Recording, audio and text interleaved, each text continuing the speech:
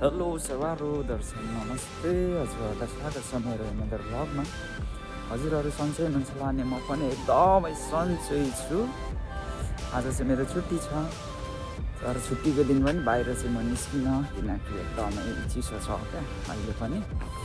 दाइहरू पनि बाहिर निस्किनु भएन आज चाहिँ। म चाहिँ खिसुक्सातिरै छु है त।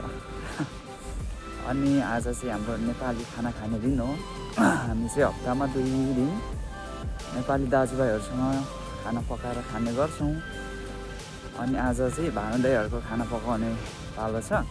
हेरौँ है त दाइहरूले के कतिको मिठो बनाउनुहुन्छ त। तर नेपाली खाना जहिले पनि मिठै हुन्छ। That's it. हाम्रो चाहिँ सिक्तान छ यहीँभित्र बनाउनुहुन्छ दाइहरूले। दाइहरूले फेरि गीत बजाएर खाना बनाउँदै हुनुहुन्छ जस्तो छ त। यो पारा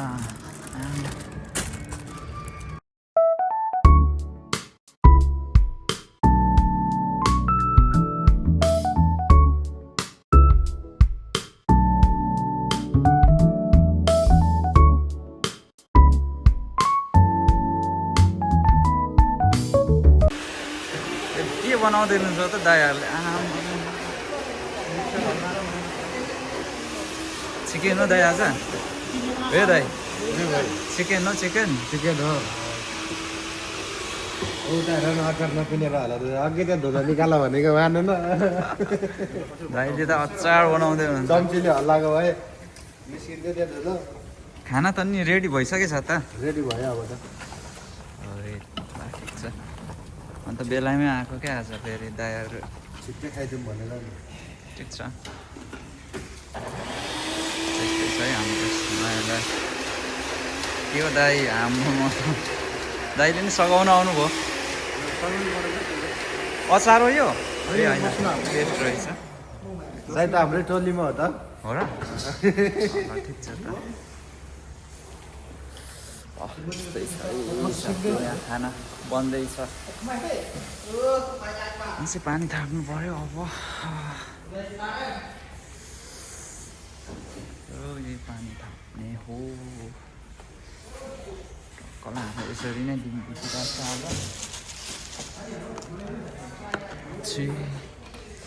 तर ठ्याक्कै पानी भरेर लान्छु म चाहिँ रुममा अब। त्यस्तै छ है।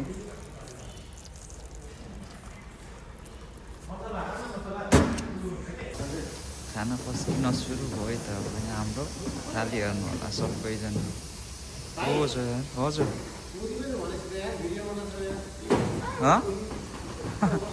छैन लु खाना पस्किन। है दाइहरूले आज होइन अघि गीत बजेर हो क्या, मैले फेरि भिडियो बनाउनु अप्ठ्यारो लाग्यो।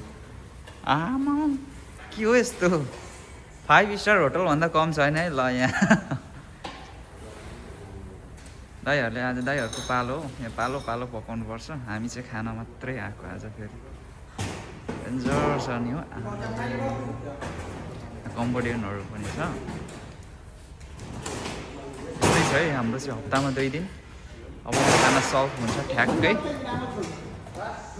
हामी चाहिँ खाना खान एकदम रेडी हो। डेन्जर खाने हो आज चाहिँ। त्यस्तै छ। ल है हाम्रो अनिल दाइले ट्याक्क लाएर खाना बनाउनु रेडी गर्नुभयो। खाना पस्किन थाल्नुभयो।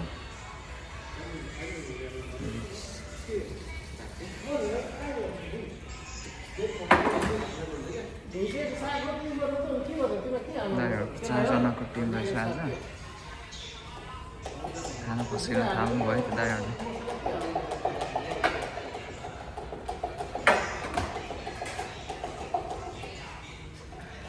म चाहिँ खाना खान एकदम रेडी भएर बसिरहेको हो।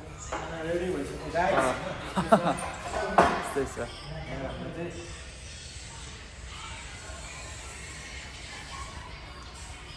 ए भानु दाइ उभिराख्नु भएको छ त हौ। भोक लाग्यो हौ, खाना पस्किनु न ल।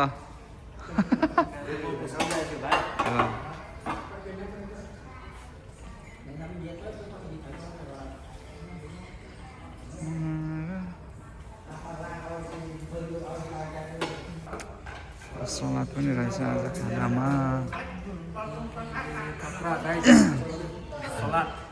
दाइहरूको फेरि स्पेसल हुन्छ खतरा। हिजो अझै ठिक थियो नि दाइ खाना, हिजोको बबाल लाग्यो। भेज खुवाउनु पर्छ कि त्यसरी, सही हो। आमामा थकाली भन्दा कम छैन त यार। यहाँ चाहिँ कमेडियनहरूले नि खाँदैछ खाना। सिङ्गुदुरी यगी यगी ओ फानिया फानिया फानिया यगी यगी हेलो फानिया सी यगी फायाजी कमेडियनहरू बोल्नै जान्दैन भाषा राम्रोसँग। त्यस्तै छ खाना त डेन्जर देखियो त नि। ओइ हाम्रो सिङखडा दाइले अचार लाउँदै हुनुहुन्छ।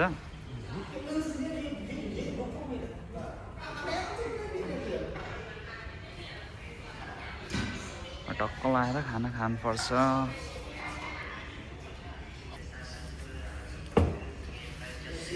अब मासु ओइ डेन्जर छ यार।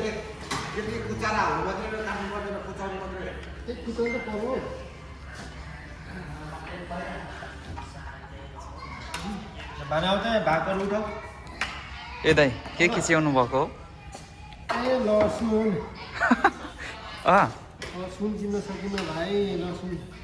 लसुन खिचाउनु भयो, ठिक छ।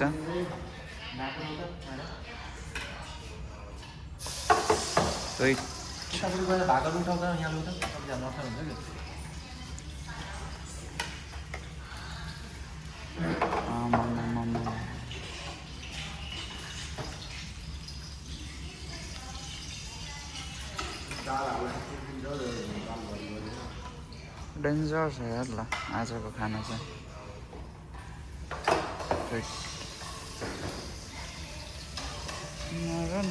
दाल अझै आएको रहेछ। पहिले म्यासेज गरिसकेँ सबैजनालाई।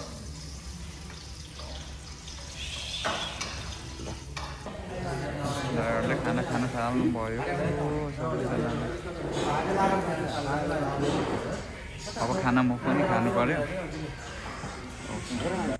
है त साथी हो। फाइनल्ली खाना खाएर निस्किसक्यो अब।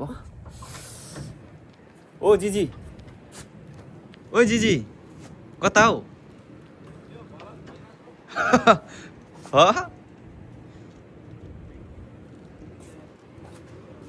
कता हो कता?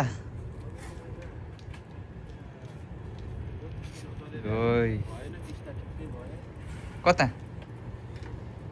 बजार जान लाग्यो भलको हो ल हाम्रो लिम्बू सरलाई सबैले सपोर्ट गर्नु पर्यो हैन? हो त।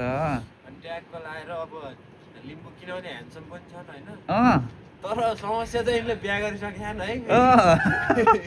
अरु चाहिँ अब सब्स्क्राइब गर्नु होला। ल धन्यवाद। हामी चाहिँ कता जाँदै छौं बजार सपिङ गर्न? अहिले आउँछु म। ल ल राम्रोसँग गएर आउनु। ल है त मान सर। ए सर म त यही भन्दिन ल है त। कुन जस्तो मन लाग्छ भने सब्स्क्राइब गर्नु। ओके ठिक छ। ल सरहरू राम्रोसँग जानु, म नि अहिले आउँछु। कतिखेर आउने? अब आउँछु केटाहरूसँग अहिले। बनाइराख्नु भएको छ भिडियो? छ। ए ल सबैजनाले साथ सपोर्ट गर्नु होला। ओके धन्यवाद सरलाई। के हुन्छ हेर्नु होला भिडियो। हो ल आउँदै गर्ने छौँ। ठिक छ है त। हाम्रो सरहरू पनि बाहिर निस्किनु भयो। अब म पनि सपिङ गर्न यसो जान्छु मार्केटतिर। त्यस्तै छ है, एकदमै चिसो छ। अब बाहिर ननिस्क्यौँ भन्दा पनि एक हप्तालाई पुग्ने सामान त ल्याउनु पर्यो, किनकि केरा सेरा खाएर त काममा जानु पर्यो नि। केरा ब्रेडहरू होइन बिहान ब्रेकफास्ट लिएर। हामीले चाहिँ बिहान चाहिँ आफै ब्रेकफास्ट लिने हो, कम्पनीले दिँदैन। त्यही भएर आफ्नो पर्सनल सामान किन्न चाहिँ जानुपर्छ। अब यस्तै छ है। यता हाम्रो होस्टेल चाहिँ यहाँ छ।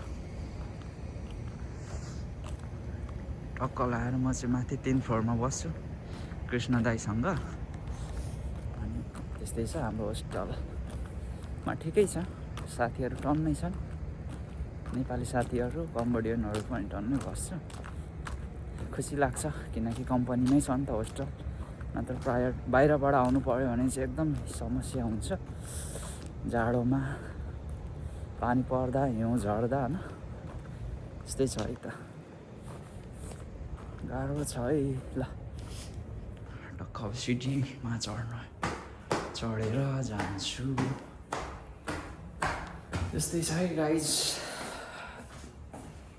सबैजनाले भिडियो हेरिदिनु होला भन्न चाहन्छु।